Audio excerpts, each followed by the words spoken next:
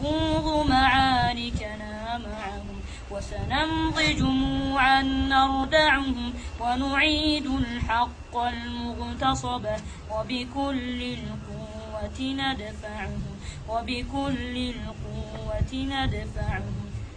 بسلاح الحق البتار سنحرر أرض الأحرار ونعيد الطهر إلى القدس من بعد الظل ودلعار